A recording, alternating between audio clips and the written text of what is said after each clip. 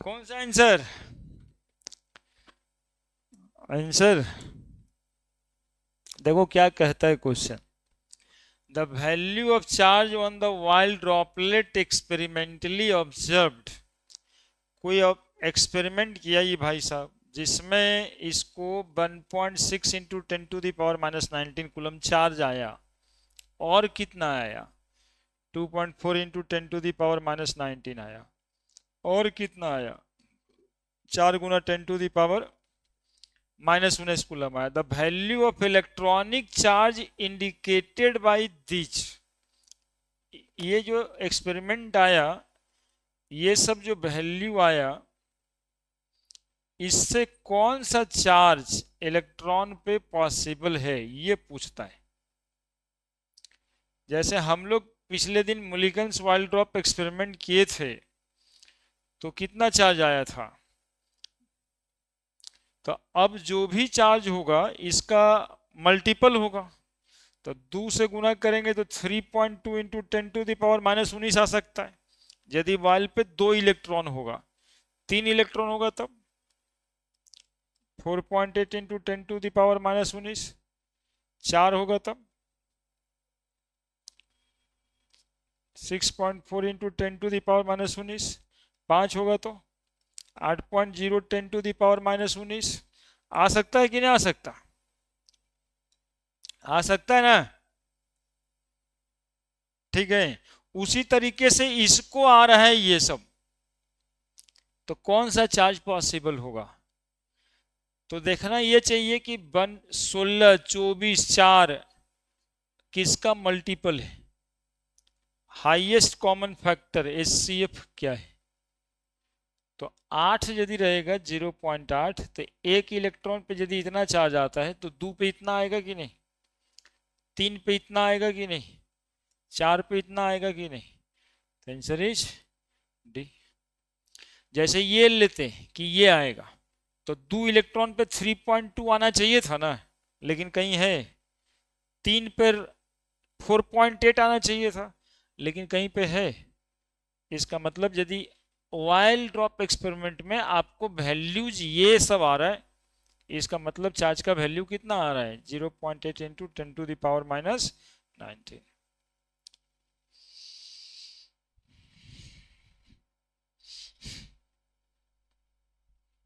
ठीक है। क्या निकाल देना थे? H C F. Now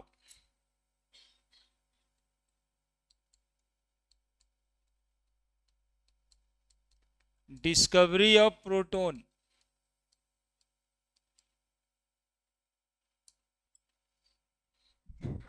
discovery of proton.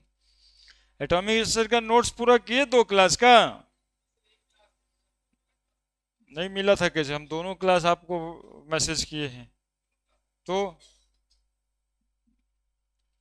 देखिए, हम हमेशा लगे रहते हैं कि आप कैसे भी पढ़िए। आप क्या कर रहे हैं? डिस्कवरी ऑफ प्रोटॉन दोनों क्लास कर लेते तो आज हो जाता, एकदम पंक्ति बंद हो जाते आप। प्रोटॉन की डिस्कवरी कौन किए? गोल्डस्टेन साहब के। गोल्डस्टेन भाई साहब के। कौन सा एक्सपेरिमेंट से किए? Anode rays experiment.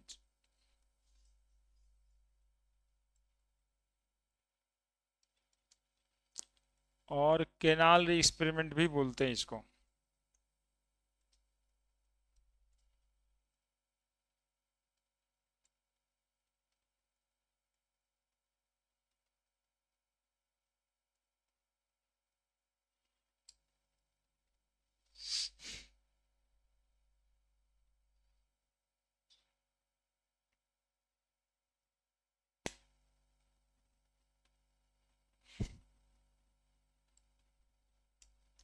क्या रहता है बनाना?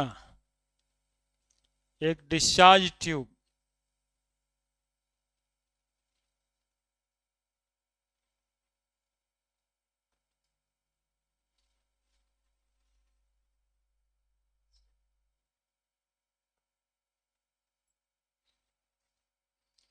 डिस्चार्ज ट्यूब में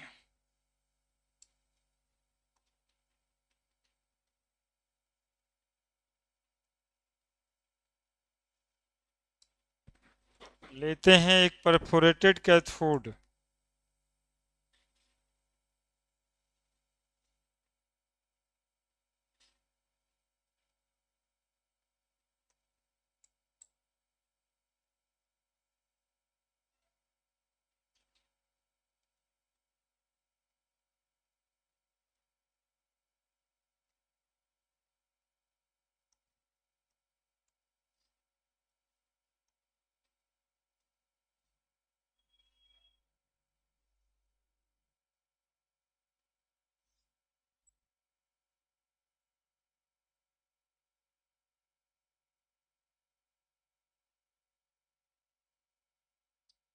और इधर में ही एक बना देते हैं स्क्रीन।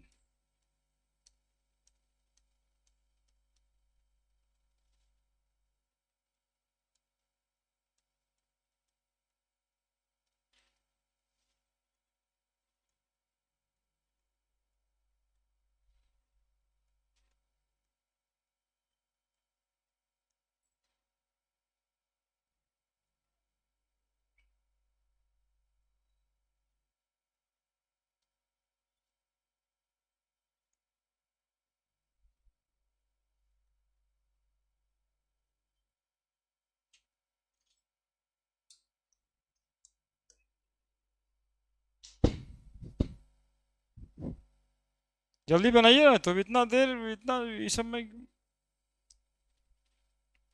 सब फटाफट फटाफट होना चाहिए।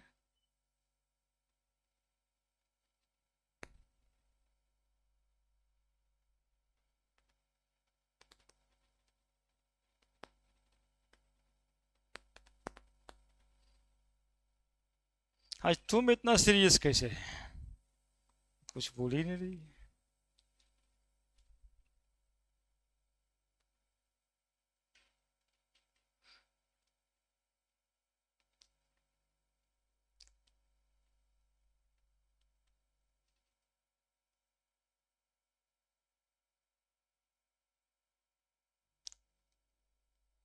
इतना सीरियस हो जाने पर तो मेडिकल वगैरह तो ऐसे ही निकल जाएगा जी, कोई टेंशन ही नहीं।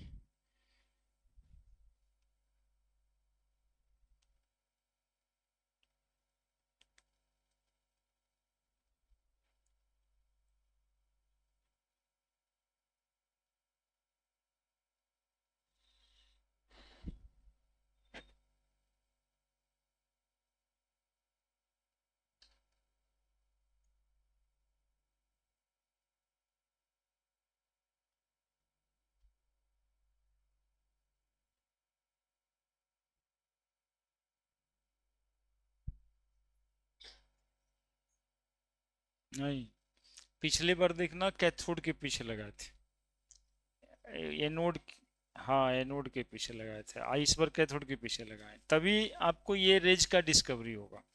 पूरे में लगा देंगे ना तो पूरा जल जाएगा। शुरुआत में विलियम क्रूक साहब तो वैसे ही किए थे कि पूरा स्क्रीन लगा दे तो पूरा ग्लो कर गया, तो ही कांट आइडेंटिफाई कि एनोड रेज वो कैथोड रेज, तो पूरा ग्लो कर गया जस्ट।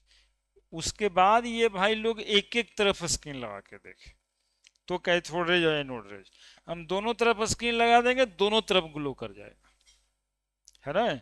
इसलिए एक तरफ लगाए हैं ताकि पता चले कि सिर्फ इधर ही ग्लो कर रहा है।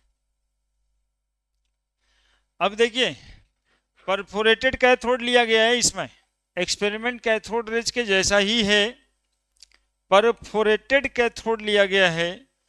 परफोरेशन करने का मतलब है छिद्र, चलनी देखा होगा, आटा चलने वाला, आटा चालने वाला चलनी देखा होगा, कैसे छेद छेद होता है पूरा, उसी तरह का कैथोड है यह, ठीक है। कारण है क्यों परफोरेटेड कैथोड लेना है, सॉलिड रड जैसा क्यों ना लेना है, कारण है इसका। होता क्या है कि पिछले क्लासेस में विलियम क्रूक साहब ये बात बताए थे कि gas also conduct electricity at very low pressure and high voltage. Goldstein साहब जब स्क्रीन लगा दिए कैथोड के पीछे तो कैथोड पे सिंसिलेशन दिखाई दिया, ग्रीनिश ग्लो। और ये ग्रीनिश ग्लो जो दिखाई दिया चमकता हुआ, ऐसे ऐसे ऐसे ऐसे ऐसे ऐसे चमक रहा है ऐसे, तो इसको एनोड रेज कह दिए, कहे ना कि ये रेज एनोड के तरफ से चला होगा और परफोरेशन से पास किया होगा, है ना। देखो जैसे आप उधर से टॉर्च जलाओगे तो ये स्क्रीन है, यहां पे जलेगा। यदि यहां पे जलेगा तो हम कह सकते हैं ना कोई लड़का उधर से टॉर्च मारा है। जस्ट वैसे ही गोल्डस्टीन साहब कह रहे हैं कि एनोड के तरफ से कोई रेज आया है जो इस परफोरेशन से पास किया, परफोरेशन से पास किया, और परफोरेशन से पास करने के बाद ये स्क्रीन पे पड़ा और इसके वजह से स्क्रीन ग्रीनिश ग्लो किया। चूंकि ये रेज एनोड के तरफ से आ रहा है, इसको क्या बोलेंगे हम, एनोड रेज, इनविजिबल है। चूंकि ये परफोरेशन से पास किया इसलिए इसका नाम केनाल, बोले केनाल से पास किया है, नाली से पास किया, दैट इज केनाल रेज रखते हैं। ठीक है, ऑब्जर्वेशन क्या है, कंक्लूजन क्या है, समझ में आया। ऑब्जर्वेशन क्या है इनका कि at very low pressure and at high voltage there are greenish glow is observed, scintillation is observed, phosphorescence is observed on the screen placed behind the perforated cathode। ये ऑब्जर्वेशन है। तो पहले ऑब्जर्वेशन लिख देते हैं। वो केनाल रेज लिखे हैं, दिखाई दे रहा है कि एच जैसा लग रहा है, केनाल है। Observation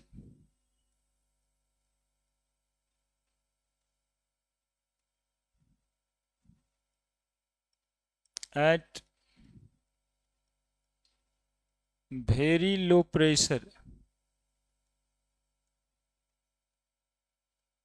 and at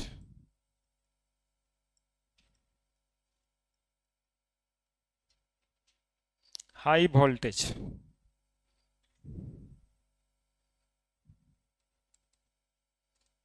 the greenish glow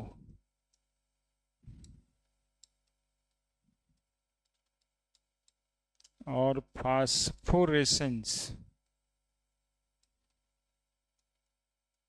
और scintillation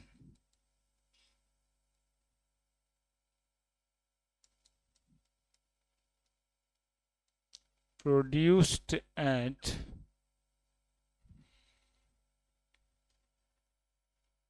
a screen placed behind the perforated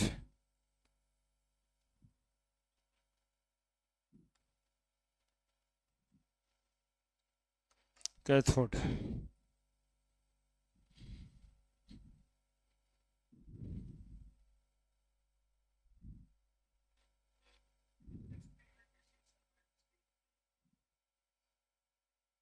क्यों लिया गया था,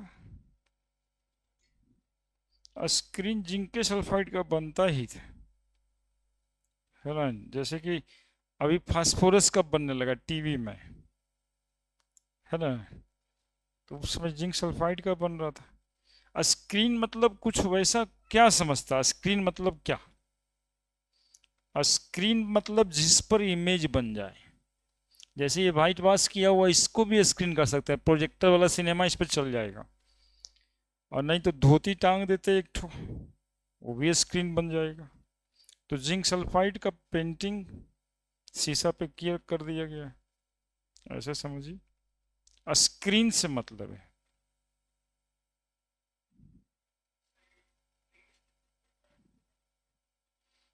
ये तो कैरेक्टरिस्टिक फीचर्स हुआ उसका, है ना।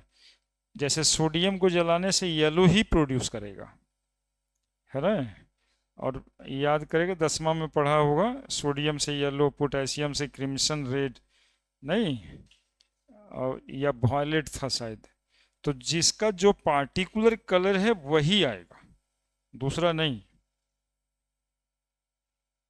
है ना। तो यहाँ पे इलेक्ट्रॉन प्रोटॉन एक्चुअली में चल रहा है इस समय, तो ग्रीनिश ग्लो करता है वो, उसी वेवलेंथ का रेज इमिट करेगा। ये बात हम लोग स्पेक्ट्रोस्कोपी में जानेंगे।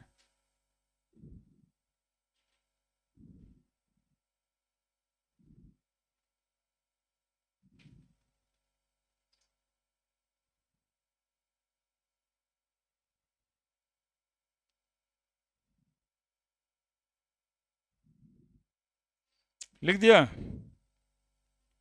और कोई दिक्कत?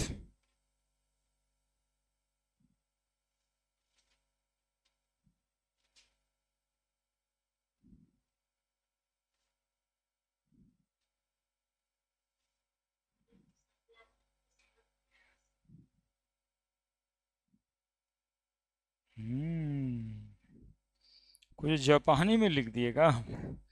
क्या नहीं समझा? कौन से बात नहीं समझ में आया? आप अपनी जोरदार आवाज में बोलिए। हाँ, हाँ, हाँ, पिछले दिन नहीं आए हैं, यही वजह से नहीं समझ में आया सर। पिछले दिन आते तो सब टीवी देखें, टीवी। हाँ, तो जो टीवी आप देखते होंगे कभी, पापा मम्मी से छुपा के देखना रहता होगा, रूम अंधेला उंधेला करके, तब भी चलाते होंगे तो ग्रीनिश ग्लो दिखाई देता होगा, कि चमक दिखाई पड़ता है जहां अंधेला होता है। ऐसा नहीं कर पाया, तो दूसरे के चलाए हुए टीवी में अपने मुंह मार दिए जाके। अपने टीवी ना चलाए।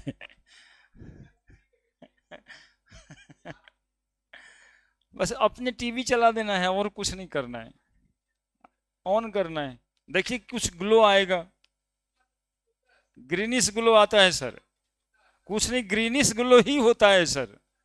वो जो चमकेगा ना टीवी, जैसे आप कहीं गुजर रहे हो गली मोहल्ला में, खिड़की से समझ में आ जाता है कि उस घर में टीवी चल रहा है, वो ग्लो करता है ऐसा।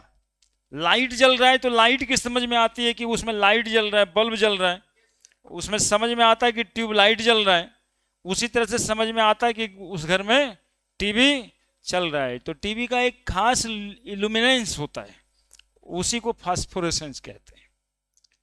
और टीवी में जब कुछ नहीं आएगा ना, तो बूंदा बूंदी आएगा, पूरे पर्दा में ग्रीन ग्लो होकर के बूंदा बूंदी बूंदा बूंदी बूंदा बूंदी, वही बूंदा बिंदु ये बनाए हैं, देखो ये, तुमको लग नहीं रहा है वैसा कैसे, वही बूंदा बूंदी ये बना हुआ है, ग्रीनिश ग्लो, है ना। तो आप समझ में आ गया होगा कि at very low pressure and high voltage, है ना, ये डिस्चार्ज ट्यूब है मरकरी के जैसा।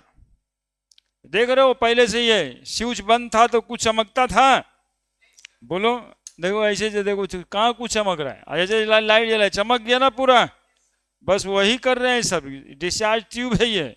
और जैसे ही प्लग ऑन कर रहे हैं, इसका वोल्टेज 10,000 20,000 है, अंदर का प्रेशर 1/100 एटीएम है, तो अंदर में यहाँ पे चमक दिखाई देता है, ठीक है। तो ये चमक इसलिए दिखाई देता है कि उधर से कोई रेज आता होगा, इस पे पड़ता है, तो उधर से आता होगा, वो एनोड है, इसलिए नाम रखा गया है एनोड रेज, है ना। चूंकि ये परफोरेशन से पास हुआ, इसलिए नाम रखा गया है कैनाल रेज। बस इतना ही सब बात है, यही ऑब्जर्वेशन है, ठीक है, ठीक है। कंक्लूजन, इसलिए आप ये बीमार भी थे ना, तो हम आपको घर पे पढ़ाने के लिए YouTube का वीडियो तो आपको सेंड किए थे कि आप पढ़ लो भाई, नहीं तो ऐसे ही तंग करोगे हमको क्लास में, देख लेना था सुतल सुतल, लेकिन तुम देखे नहीं। नहीं, वो तो बीमार में ही देखने के लिए था सर, वो ठीक होने के बाद तो फिर दौड़ना है। कंक्लूजन क्या, कंक्लूजन निकालेंगे यहाँ पे, some of the invisible raise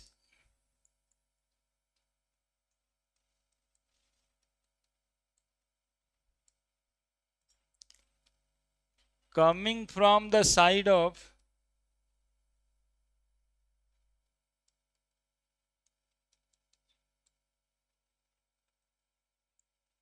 anode and incidence on the ZNS screen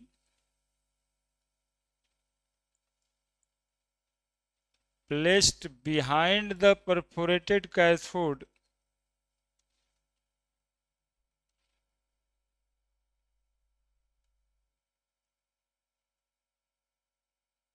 and produces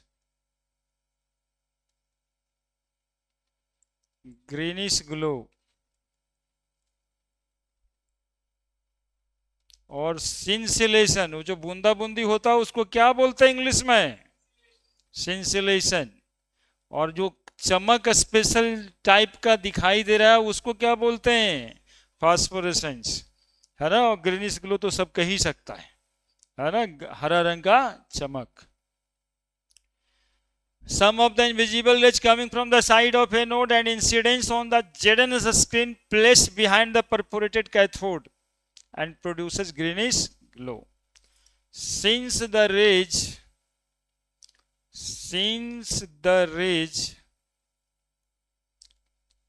coming from the side of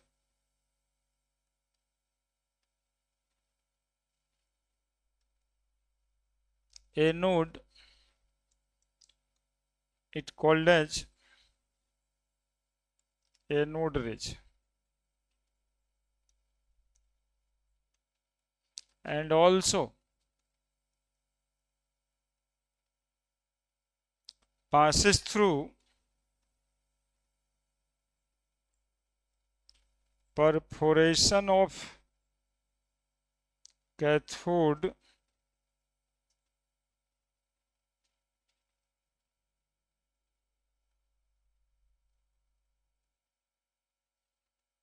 known as canal rays. लिखिए लिखिए, देखिए ऐसे नहीं बोलना चाहिए, लिख दीजिए जल्दी से। पहले तो ठीक ही लग रही थी।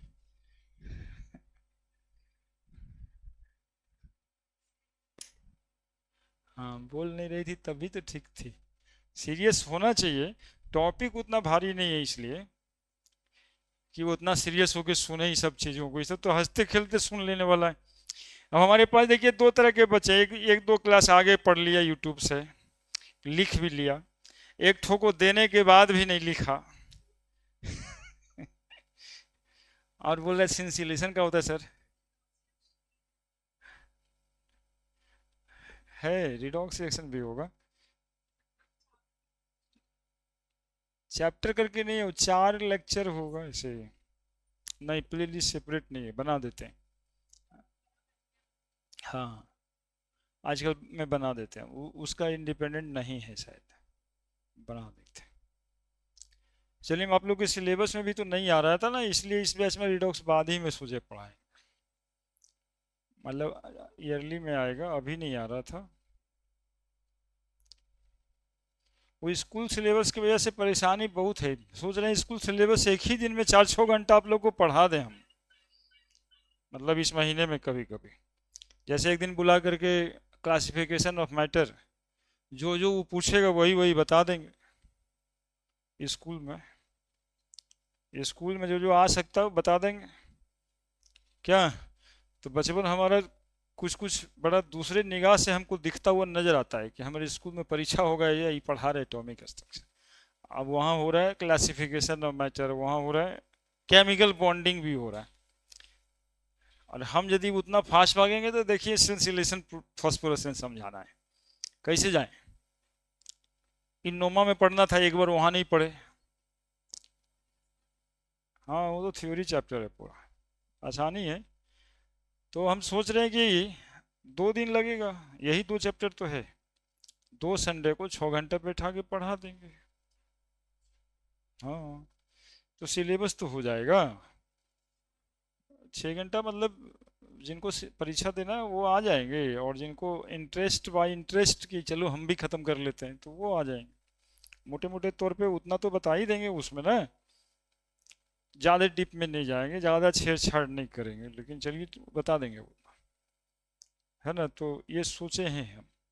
सितंबर में कुछ लोगों का परीक्षा है, 4 चैप्टर आ रहा है, तो ऐसा कर देने से नहीं अच्छा होगा। अरे जिसको देना है वो बताओ ना जी, करना चाहिए कि नहीं चाहिए? हैं?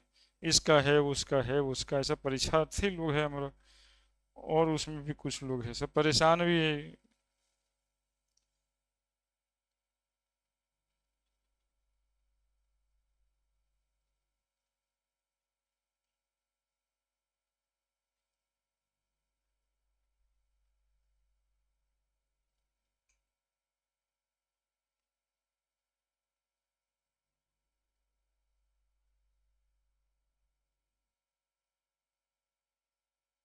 लिख दिया?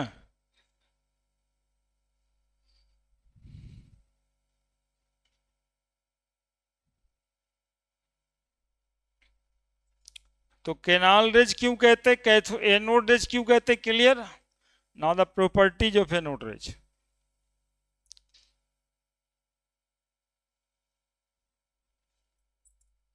वो अलग ही एक समय में, एक दिन लगे 2 दिन लगे, जो हम बोले समझ रहे हैं ना, पीरियोडिक क्लासिफिकेशन और एक दिन केमिकल बॉन्डिंग। और इस तरह से जो हम लोग चीज़ों को पढ़ते हैं ना, वो पढ़ने के लिए सिर्फ नहीं पढ़ते, वो दिमाग में एप्लीकेशन डालने के लिए पढ़ते हैं कि आप सोचें वैसा। क्योंकि आईटी मेडिकल में जो सवाल आता है, आप जैसे पढ़ के गए उतना ही सही बना दीजिएगा, ये गारंटी नहीं है। यदि आपको सोचने नहीं आता है तो शायद वो फिर वहाँ पे रुक जाए। तो सोचना, डेवलपमेंट कराना होगा। और स्कूल एग्जामिनेशन के दृष्टिकोण से पढ़ना अलग मैटर है कि भाई उतना सब जान गए, अब जाकर के कल परसों लिख देना है, जैसे बोर्ड में किए थे, 15-20 दिन पहले पढ़े और जाकर के लिख भी दिए। तो उसी तरीके से कुछ कुछ कर देंगे हम, मतलब आप पढ़िएगा तो आप ही, हम थोड़ा सपोर्ट कर देंगे। हाँ, 6 घंटा में पढ़ा लेंगे, 6 घंटा में तो कुछ पढ़ा देंगे। 6-8 घंटा में तो पूरा फिजिकल केमिस्ट्री, पूरा ऑर्गेनिक केमिस्ट्री पढ़ा देते हैं। हाँ देखिए ना, ये सब यूट्यूब पे सब बनाया, पढ़ाया हुआ 12th वाले का, लेकिन हमारा ही बच्चा जिसको हमने पढ़ा दिया पूरा, उसको प्रॉपर्टीज ऑफ एन ऑर्डरेज कुल मिला करके 11th 72 घंटे का सिलेबस और 12th 72 घंटे का सिलेबस है। इतना प्रैक्टिस है हमारा। 72 घंटा में 11th खत्म, 72 घंटा में 12th खत्म, और वो किया हुआ है। लेकिन बच्चे को समझ में आना है। जैसे अभी जो बच्चा आया उसको एकदम 72 घंटा वाला सिलेबस पढ़ाने लगेंगे, कैसे होगा? वो तो वैसे ही करके आया है। एनोड कैथोड भी समझाना पड़ रहा है इतने गहराई में जाके, वो ऐसे ही होगा। 72 घंटा वाला वैसे रहता है कि एग्जामिनेशन है, 1-2 दिन में अपना लिख लिए, ऐसा रहता है। आई तो एप्लीकेशन है एनोड रेज। देखिए एप्लीकेशन क्या है, फोटो बनाएंगे, एनोड रेज के रास्ता में क्या रखेंगे, लाइट पैडल रखेंगे। देखिए ये सब में समय ही जा रहा है ना, ये आपके समझाने के लिए है। ऐसे यहाँ पे गोल गोल गोल गोल गोल गोल गोल गोल गोल गोल गोल गोल गोल गोल बना देते हैं, ठीक है। और ये माइनस हो गया, ये प्लस हो गया, क्या इधर से इधर बदमाशी नहीं, ये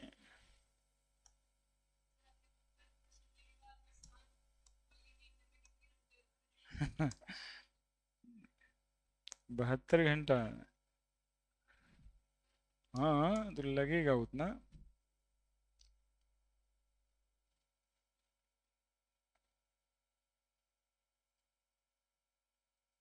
ऐसे ठीक है।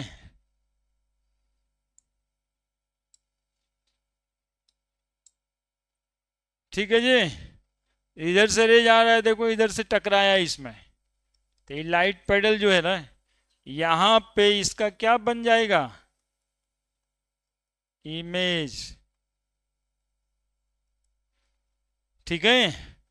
यही ना ऑब्जेक्ट स्क्रीन था, इस स्क्रीन पे बन गया इमेज, लाइट पेडल का। इसका क्या मतलब हुआ कि anode rays travel in straight line. किसी भी रेज में यदि ऑब्जेक्ट का इमेज बनता है, इसका मतलब है कि वो स्ट्रेट लाइन में ट्रेवल करता है। आपका इमेज भी बनता है, हमारा इमेज भी बनल होगा, देखो पीछे। Light rays travel in straight line, similarly anode rays travel in. हुआ इसलिए कि वो लाइट था और हमने इतना सारा जगह छेक दिया उसके चलने का, तो जितना जगह छेके वही इमेज के रूप में वहां पे आ जाता है। तो एनोड रेज ट्रेवल इन, बताओ, straight line.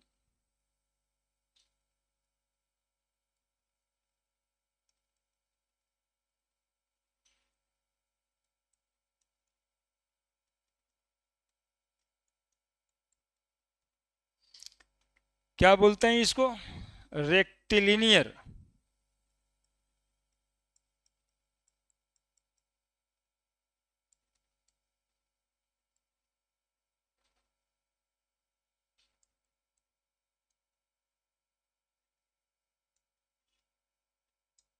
Of anode rays spelling क्या? ठीक ही है, लिख ही दिए। दूसरा पॉइंट बोलिए। हाँ, एनोड रेज कंसिस्ट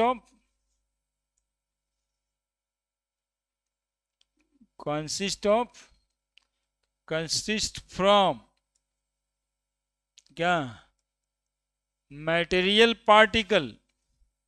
क्यों बोलते हैं? As it transfer kinetic energy to light paddle, so they turn. तीसरा, anode rays when placed in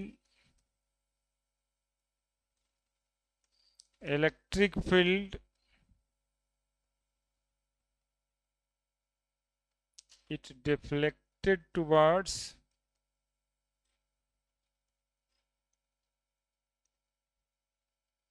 negative plate of electric field।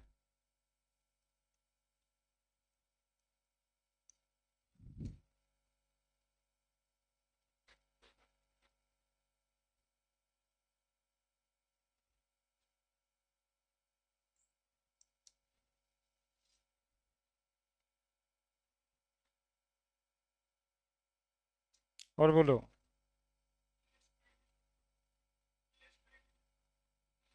इसीलिए परफोरेटेड कैथोड, इसको पेनिट्रेट करने की क्षमता कम होती है, एनोड रेज को पेनिट्रेट करने की क्षमता कम होती है। पेनिट्रेशन पावर मतलब भेदन क्षमता, हिंदी में, भोजपुरी में छेदन क्षमता, छेद कर देने का क्षमता। वो हैवी मेटालिक प्लेट है और छेद करके घुस जाएगा इसमें।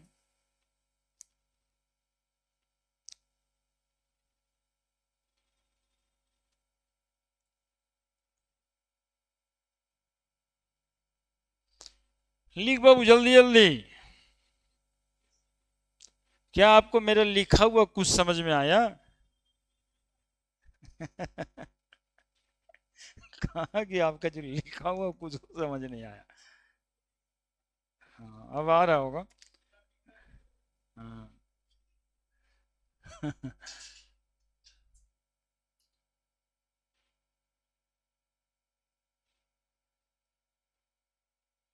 इसके साथ बहुत मजा आए बैठने में, जब एक खुला खुला जगह हो, दो चार कुर्सी हो, ग्रीन फील्ड हो, साथ में बैठे तब मजा आए। और हम और ये दोनों आदमी खूब हम लोग पूरा बातें होते रहेगी, कब समय जाएगा पता ही नहीं चले।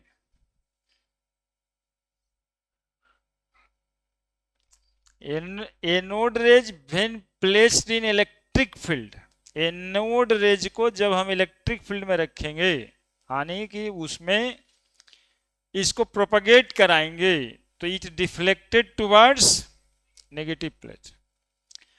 ये कह रहा था कि इसके रास्ते में ये लाइट पेडल है और लाइट पेडल घूमने लगा।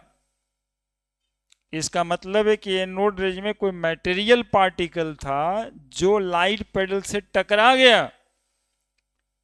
अब जैसे कि कोई आदमी खड़ा है और आप दौड़ते हुए आए और टकरा गए, तो वो आदमी गिर जाएगा आगे की बार। वही बात हुआ है कि कोई पार्टिकल आया और लाइट पेडल में टकरा गया, तो ये नचने लगा, है ना। इसके लिए हम बोले कि इसमें कोई मटेरियल पार्टिकल है, और जो मटेरियल पार्टिकल है वो कैसा चार्ज है, that is it must contain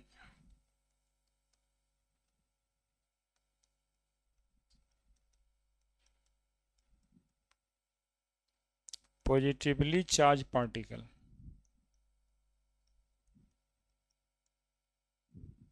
जल्दी से जोड़िए, जल्दी से जोड़ लीजिए, जल्दी से।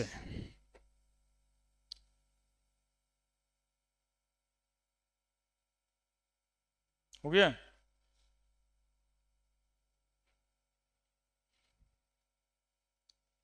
नेक्स्ट, एनोड रेज हैज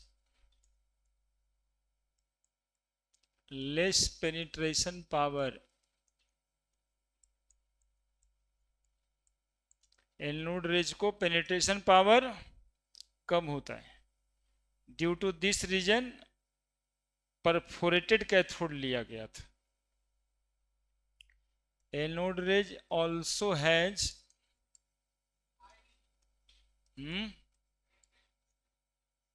अच्छा देखते हैं, आयोनाइजेशन पावर। क्या दिक्कत हो गया पेनिट्रेशन में? वाह। Anode rays also has ionisation power, ठीक है, चूंकि इसमें चार्ज है। एनोड रेज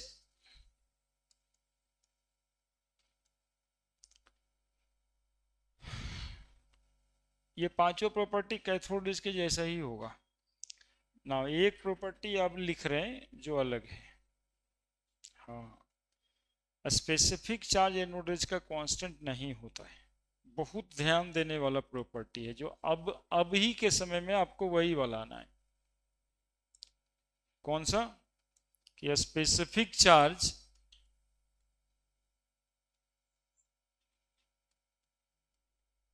स्पेसिफिक चार्ज कहते हैं ई बाई एम रेशियो को, charge by mass ratio. Charge को मास से भागा दे देंगे तो स्पेसिफिक चार्ज कहलाएगा। Specific charge on anode rays not constant, that is it depends upon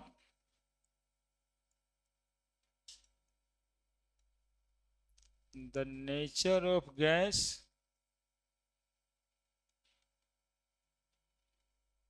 taken inside the discharge tube।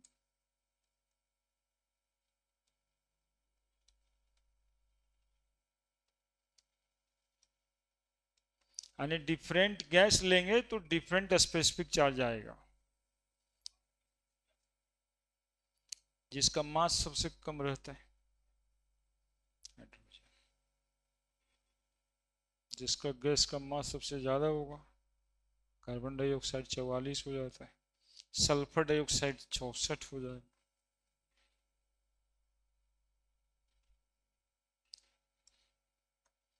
A specific charge on anode rays not constant, it depends upon the nature of gas taken inside the discharge tube।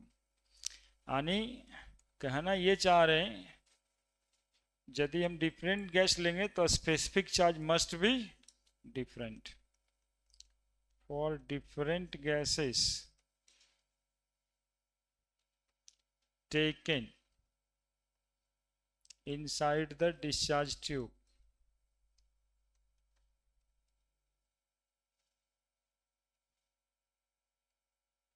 their specific charge is different।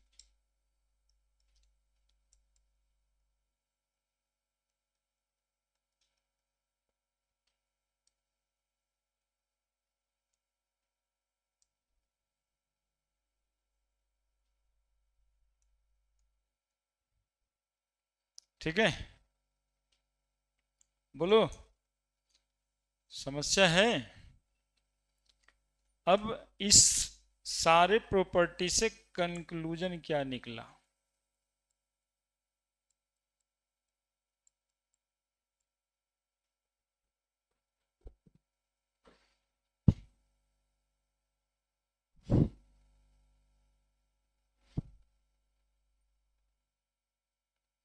Conclusion ये निकला कि anode rays में जो material particle है उस पर positive charge particle है, और उसी मटेरियल पार्टिकल को हम प्रोटॉन कहते हैं। That is discovery of proton. The material particle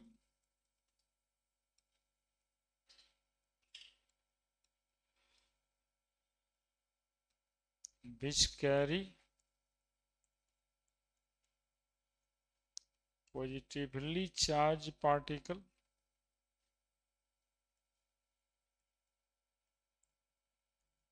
consisting the anode ridge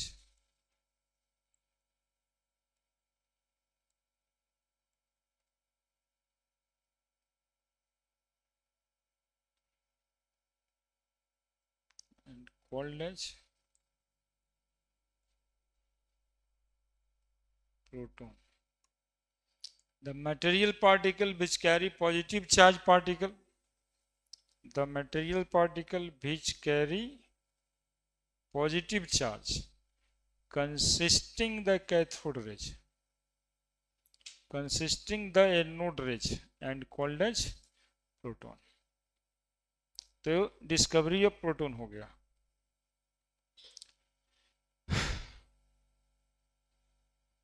discovery of proton कैसे हुआ, समझ आया क्या आपको?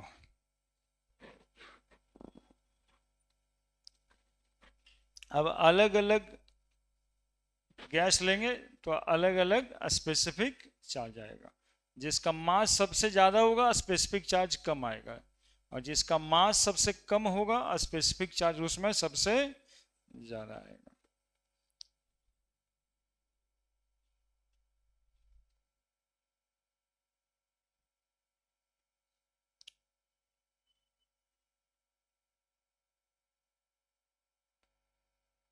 इसी बात पे एक स्पेसिफिक चार्ज तुम लोग निकाल के बताओ, बढ़े?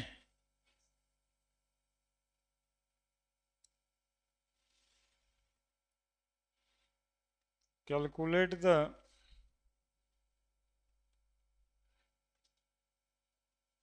specific charge on alpha rays. Alpha rays जानता है जी तुम लोग? निकाल के बताओ तो कितना स्पेसिफिक चार्ज आता है अल्फा रेज का?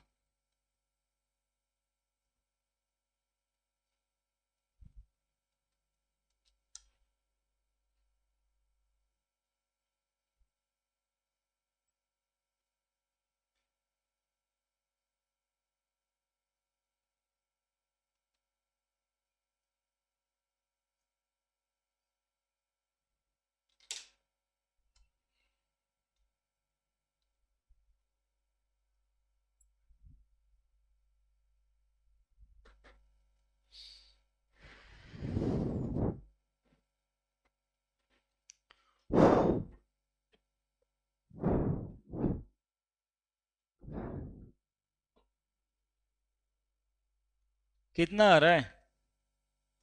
अल्फा एज का specific charge E by M ratio कितना है? ई चार्ज कितना है बोलो? 2 2 यूनिट चार्ज है ना?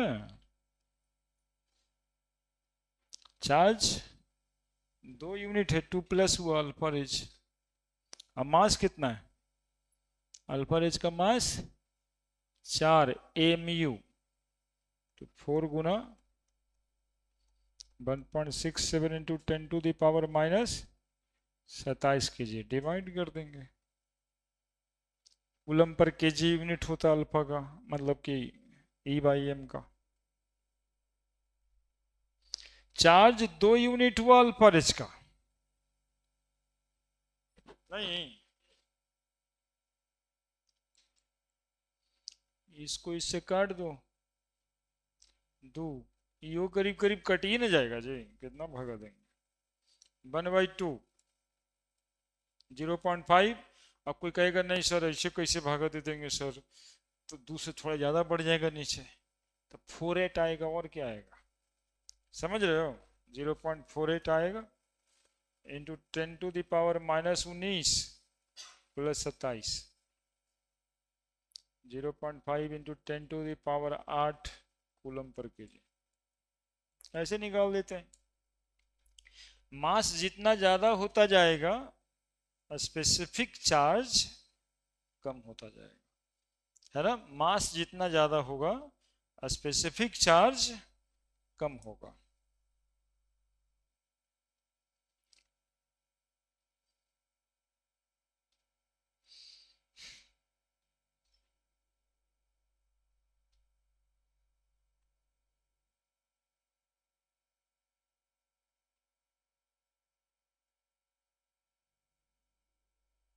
बढ़े? लिख दिए? तुम दोनों क्लास लिख लिया था जी? ठीक किया था। क्वेश्चन, एक क्वेश्चन और बना दो। Calculate the following according to increasing a specific charge.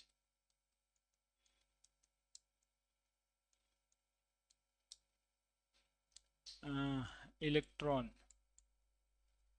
proton, alpha H, Li plus, Li plus, ठीक तो है, Li plus, ठीक, तीनों का आंसर।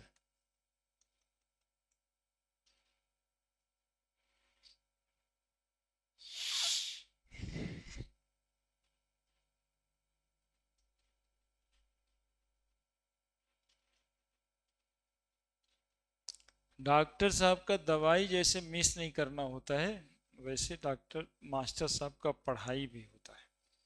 क्लास मिस कर रहे हैं तो वीडियो है, सब मिस नहीं करना होता, नहीं तो बैकलॉग लगता है, बैकलॉग लाइफ में लगता है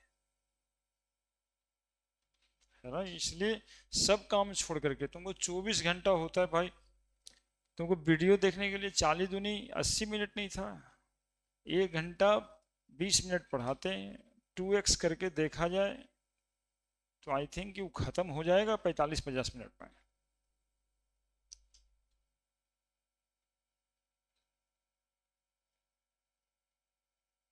और उसको लिख दिया जाए। अब ये सुविधा के रूप में हो क्या रहा है, अच्छा सर क्या आज नहीं जाएंगे, बोले काहे? तो वो ऑनलाइन वीडियो आ जाता है, आप वीडियो नहीं पढ़ेंगे काहे? अरे यार 5 को हो गया, अब पारे नहीं लगता है, देखा कौन देखे कौन ना देखे, गए नहीं ऑनलाइन देख नहीं पाए, तो सभ्य गुरु गोबर। लिथियम का 7 mu, इंक्रीजिंग ऑर्डर पूछ रहा है, सबसे कम किसका? लिथियम का। लिथियम का मास सबसे ज्यादा है 7, तब फिर अल्फा रेज का, तब फिर प्रोटॉन का, तब फिर इलेक्ट्रॉन का। नोट में, चूंकि आप E/m रेशियो निकाल रहे हैं, समझे? For E/m ratio the substance having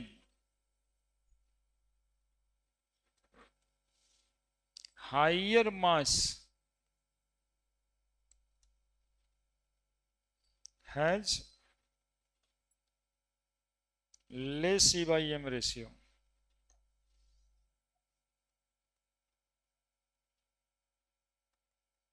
Has less E/m ratio.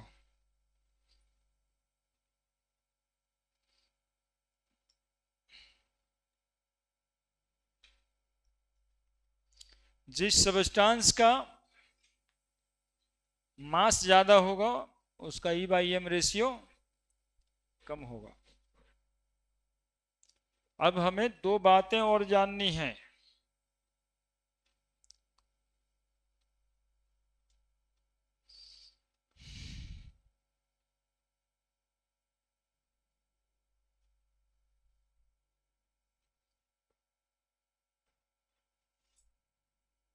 दो बातें और जाननी है।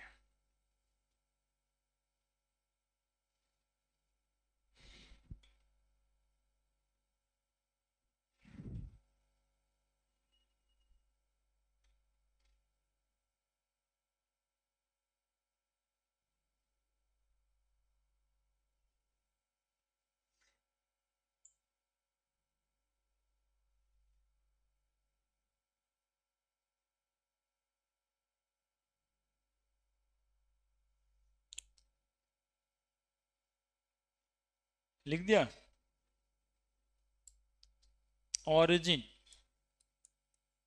origin of cathode and anode rays।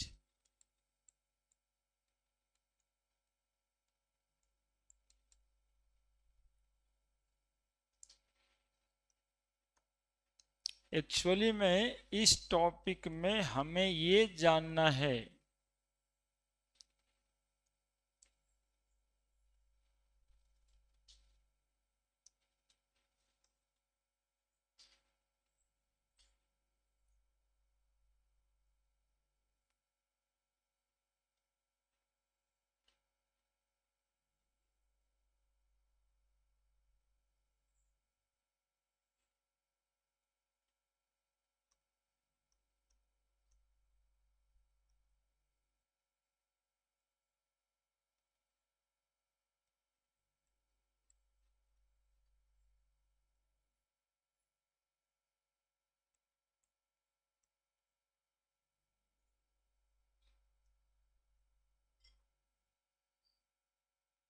देखो बच्चा, इसमें दोनों तरफ स्क्रीन लगा दिए, कैथोड के पीछे भी और एनोड के पीछे भी।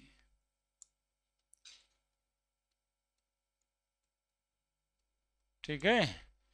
1/100 ATM 10,000 से 20,000 वोल्ट।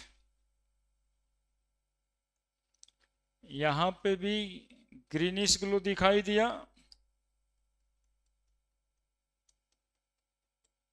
यहां भी ग्रीनिश ग्लो दिखाई दिया, या फास्फोरेसेंस दिखाई दिया। दिखाई देगा कि ना देगा बताओ? दिखाई देगा कि ना देगा? क्यों दिखाई देगा? कि बोलेंगे सर एक तरफ एनोड से रेज चला तो इसके पीछे पड़ा, और एक तरफ इधर से रेज चला तो उसके पीछे पड़ा, तो इधर से जो गया एनोड रे, उधर से जो गया कैथोड रे। देखिएगा, सुनिएगा, बहुत गहरी बात बताने वाले हैं। एक्चुअली में सिर्फ यही बात आपके सिलेबस में भी जानना था, क्यों हमें हाई वोल्टेज की जरूरत है 10,000 से 20,000, क्यों हमें लो प्रेशर की जरूरत है 1/100 ATM। क्यों गैस इलेक्ट्रिसिटी का कंडक्शन करने लग जाता है?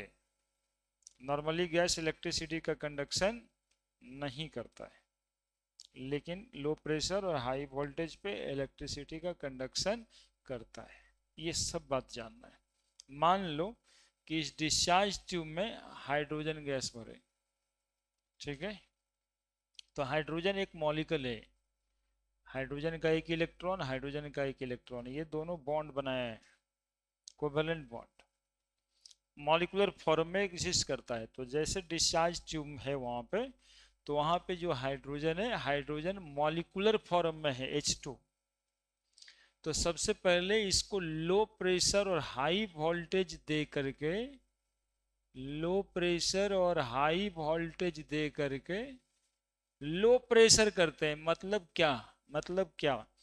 जहां पे 1,00,000 मॉलिक्यूल हाइड्रोजन का होगा, देखते हो उसको वैक्यूम पंप लगाए हुए हैं, सक्शन प्रेशर से उसका गैस खींच लेते हैं।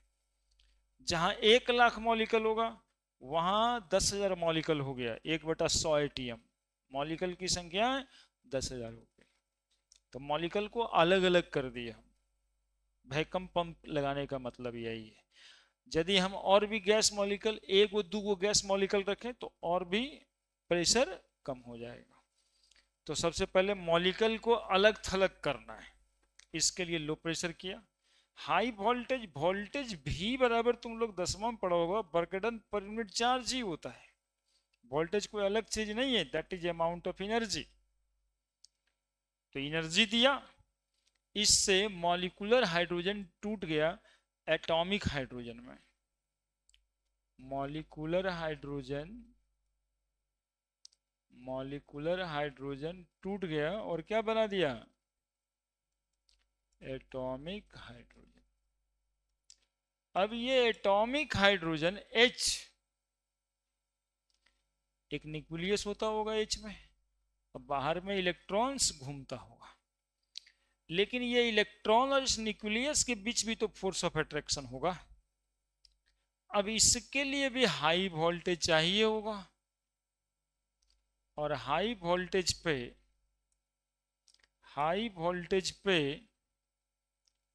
हाई वोल्टेज पे हाइड्रोजन अपना एक इलेक्ट्रॉन लॉस कर दिया होगा और इससे क्या निकल गया होगा? एक ठो इलेक्ट्रॉन।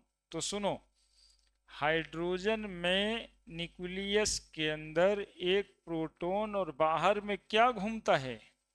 एक इलेक्ट्रॉन। ये हाइड्रोजन है। इससे जब आप एक इलेक्ट्रॉन बाहर निकाल दीजिएगा तो न्यूक्लियस के अंदर क्या रहेगा?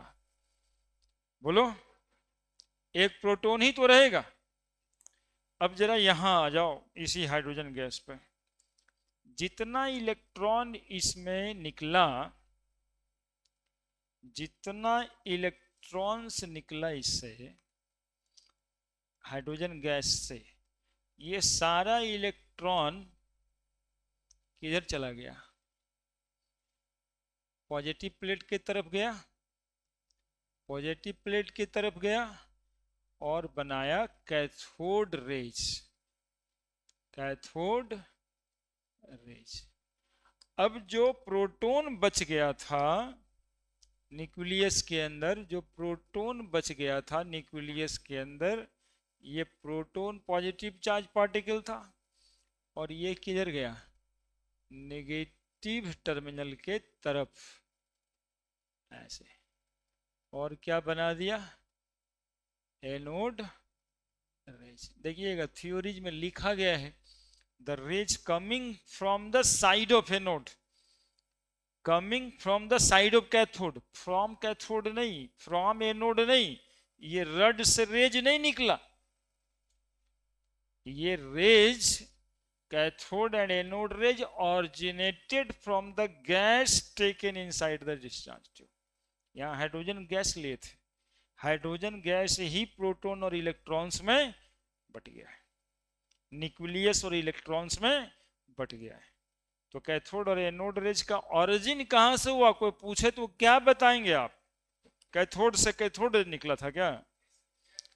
हाँ, गैस की वजह से। एनोड से एनोड रेज नहीं निकला, कैथोड से कैथोड रेज नहीं निकला, वो cathode rays anode rays gas से निकला। ठीक है, इस लो प्रेशर और हाई वोल्टेज पे कैसे निकला, तो उसी को निकलने के लिए लो प्रेशर और हाई वोल्टेज करना था। बना दीजिए, फोटो लिख दीजिए, बातें यही 2 4 5 लाइन लिखना है।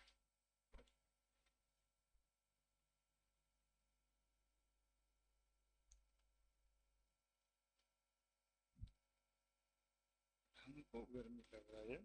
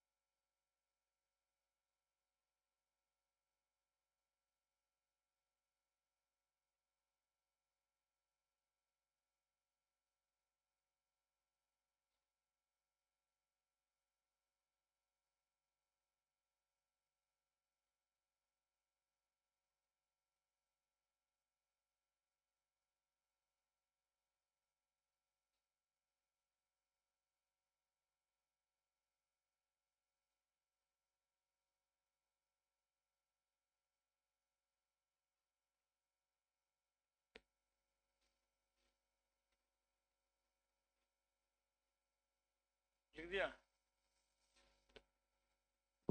लिख लिया?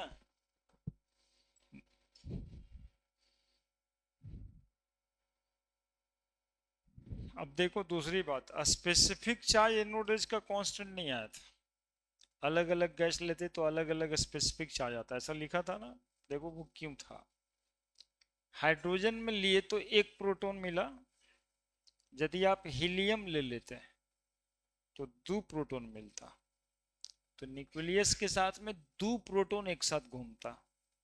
ऑक्सीजन गैस ले लेते तो कितना प्रोटॉन मिलता? 8 प्रोटॉन एक साथ रहता और वही एनोड बना रहा होता।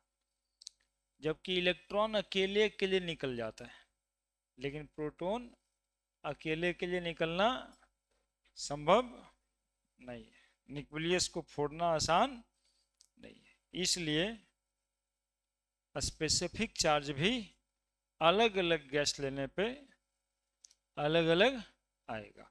क्योंकि अलग अलग गैस लेने का मतलब है अलग अलग उस नंबर ऑफ प्रोटॉन उसके न्यूक्लियस में होगा। ठीक है, ठीक है। कोई समस्या है तो बता दो,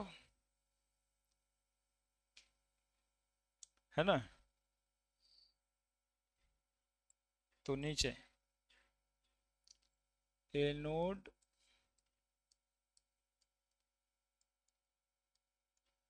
and cathode rays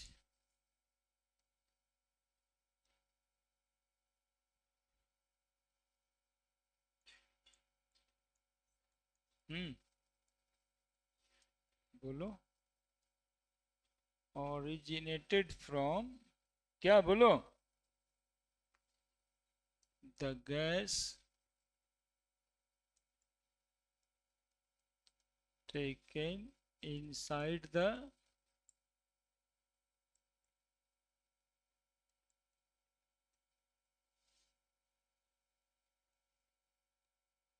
discharge tube।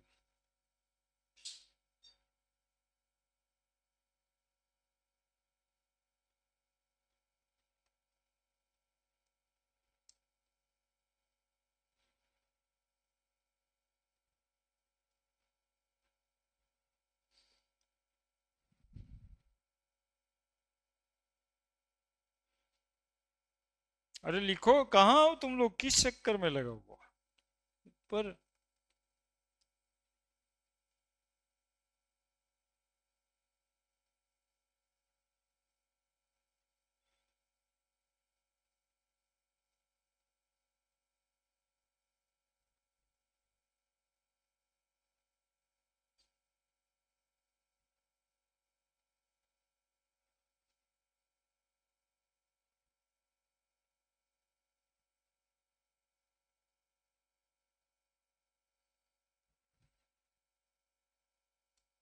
ठीक है, anode and cathode rays originated from the gas taken inside the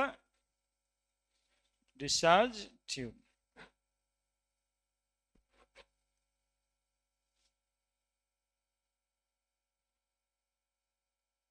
at very low pressure and at high voltage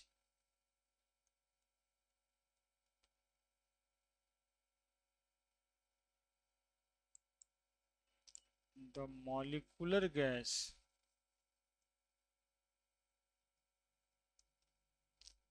dissociate into atomic form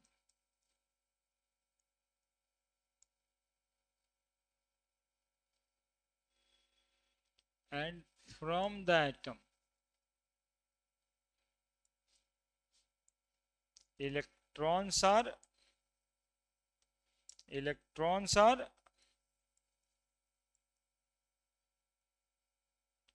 lost at that high voltage।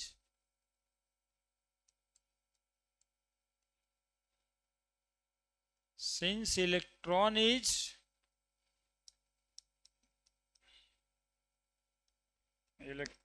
being negative charge, it moved towards positive plate, that is anode of electric field and consist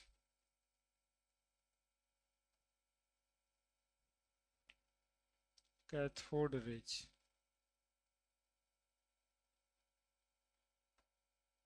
While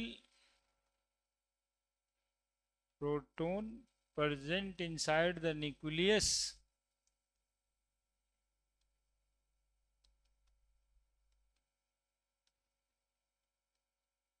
being positive charge,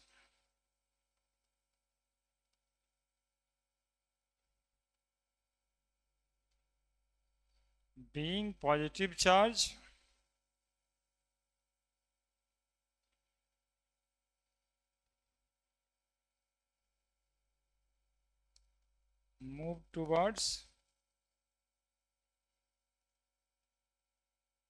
negative plate, cathode of electric field and consist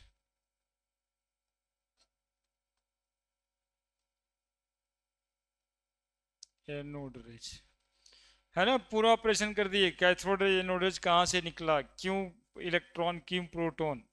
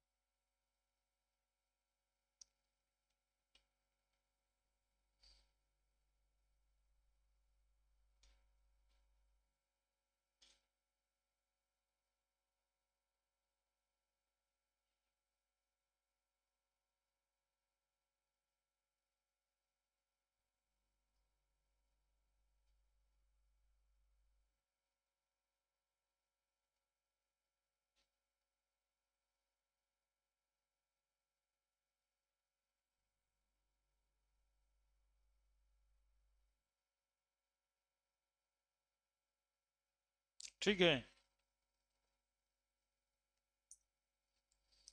anode and cathode rays originated from the gas taken inside the discharge tube at very low pressure and at high voltage. The molecular gas dissociate, जो molecular gas होता है, मतलब gas molecular form में ही होता है, वो dissociate होगा, टूट जाएगा एटॉमिक फॉर्म में। And from the atom electrons are lost. क्यों लॉस्ट, चूंकि हाई वोल्टेज। तो पहले तो मॉलिक्यूल टूट के एटम्स बन गए, एटम टूट के electrons. at that high voltage, since electron being negative charge, it move towards positive plate of electric field and consist cathode rays। इसीलिए पहले पढ़ रहे थे कि कैथोड रेज किससे बना हुआ है, electrons. while proton present inside the nucleus being positive charge move towards negative plate of electric field and consist anode rays.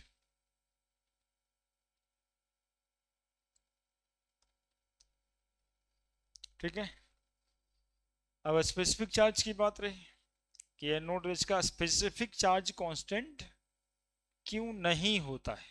Anode rays का कैथोड रेज का तो होता ही है कांस्टेंट, क्योंकि कैथोड रेज में सिर्फ कौन मूव करेगा, इलेक्ट्रॉन। आ इलेक्ट्रॉन दूठो कभी एक साथ मूव नहीं करेगा, लेकिन प्रोटॉन 2 गो 8 गो 10 गो 20 गो 50 गो 100 गो एक साथ मूव करता है।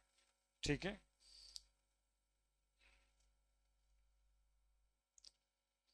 a specific charge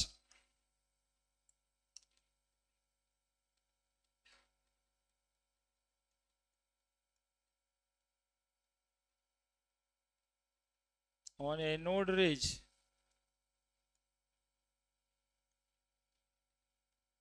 is different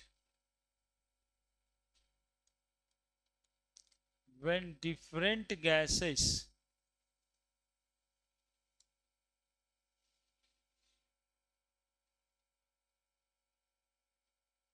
taken inside the discharge tube. As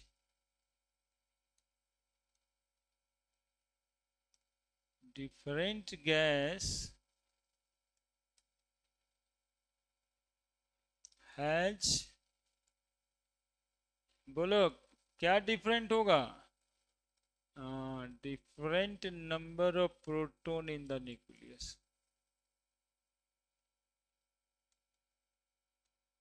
different gas में डिफरेंट नंबर ऑफ प्रोटॉन होगा, इसलिए स्पेसिफिक चार्ज डिफरेंट होगा। different number of proton in the nucleus, so different specific charge।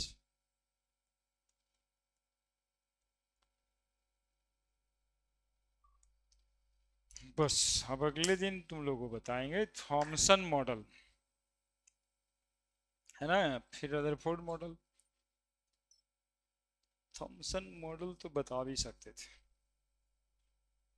Neutron का discovery कर दें, Rutherford के बाद discover हुआ था न्यूट्रॉन।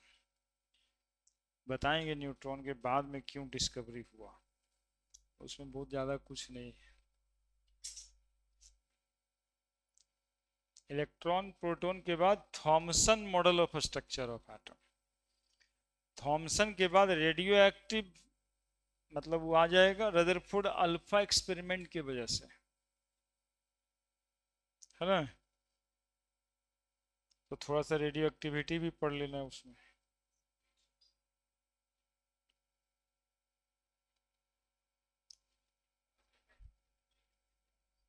कहाँ कोई टाइम चेंज, मतलब कैसे आपको लगा, क्या चेंज हो गया सर। तो मंडे को छुट्टी